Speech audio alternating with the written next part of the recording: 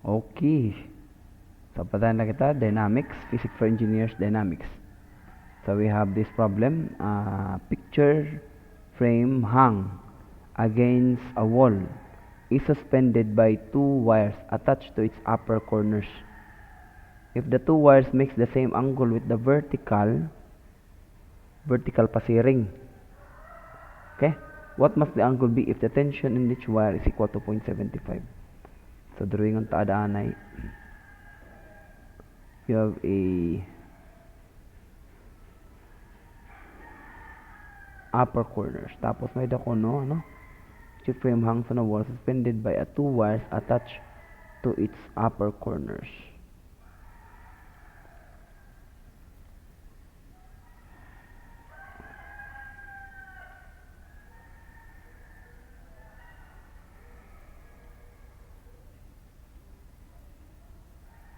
Okay?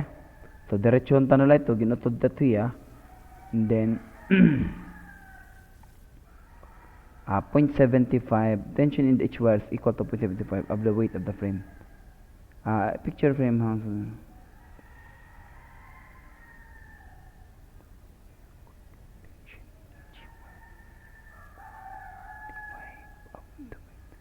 0.75 of the weight of the frame. So, ibig sabihin niya frame, may weight nga W.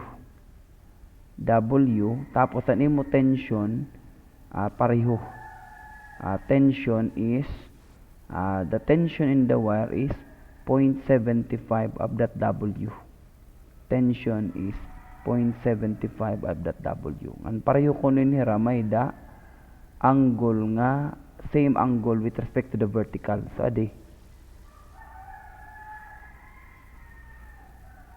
this guy over here, let's say that's alpha, this is also alpha. So, ang W nimo, of course, that is tipaubos. So, ano ko nito nga angle alpha? So, we will solve that one. This is, of course, kung nakahanga nimo kuan, diri tiya nakiwa. So, that would be a summations of forces on Y is equal to 0. Then you would have going up tension 1, tension 2. So that is 0.75 W plus a 0.75 control Z. Tapos may dakahin ni cosine and DD. Di ba? Mapansin niyo ang DD. Pero actually, ini nga beta din ni. Kung beta ito kung naka-sine ito actually magbabalyo na tira. Dapat kasi 0.75 it imo y ito dida, it imo ty is 0.75 W tapos sin beta. Pero ito nga sin beta equal ito to 0.75 W cosine alpha. Ani mo opposite angle. Diba? From trigonometry para malaksi. So babalyon ko tiyahin ka ng alpha ladayon. Kaya ang ginatag kasi ang alpha or am taging bibiling. So magiging an imo y magiging cosine. Ang explanation na kaya magiging cosine an imo y kay tungod nga opposite angle niya. So cosine alpha. Amo gyapon di. Diba pareho man latira. Diba going up man gyapon imo animo kuan adiyang at animo component diya kaluyo. So 0.75 W, your W is this W point derivative 1. 0.75 that's a variable. 0.75 W and then cosine alpha. So ibabaling ko lang kay bagang kulang ako yung board. 0.75 W cosine alpha plus 0.75 W cosine alpha. Tapos may ako going down nga W. Okay? So may unknown ako dito nga W, pwede ko i-regrupuhon. W is 0.75 times 2. 0.75 cosine alpha plus 0.75 cosine alpha, and then yun,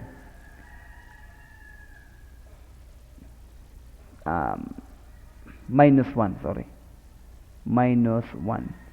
So pwede ko hiya igsapit pa ang duha, that is 2 times 0.75, diba, cosine alpha minus 1.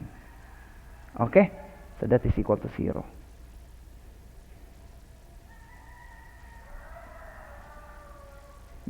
Tapos kulang gyap ako ng equation, so makadi ako summations of fx. Kaya amang gyap pa fx, di magyap nakiwa. So summations of fx, may kita naton waray kita weight. It magawas lutida is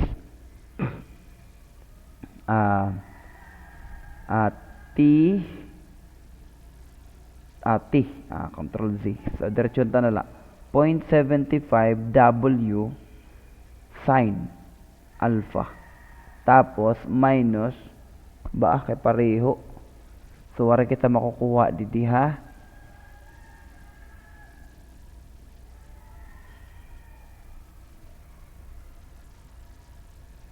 So wala kita makukuha kay 0.75 gyapon W sin alpha.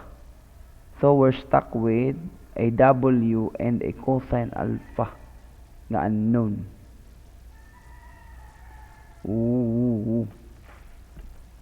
So ano pa tak ibang equation tanta ha? Bay may dapat ginatag.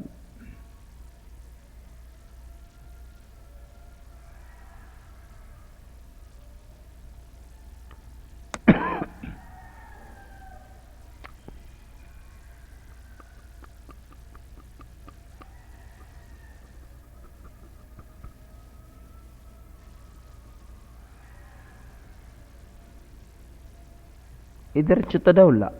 Adiya. Diba? Idiretso ta daw la. Anyway, pag 0 divided by W is 0. 0 divided by anything is 0. So, we will be stuck with 0 equals to 2 times 0.75 cosine alpha minus 1. So, ibalhin taan imo 1. So, that would be cosine alpha 2 times 0.75 is equal to 1. Okay? So, ganyan kada mo man. Sige. May malipong ka mo. So, gimbalhin ko an 1. Gintabok ko. Ora dita kintabok. 2 times 0.75 cosine alpha is equal now to 1. So, therefore, the cosine alpha is equal to 1 all over 2 times 0.75. So, alpha is now the arc cosine of 1 all over 2 times 0.75. 1 arc cosine of 1 all over 2 times 0.75.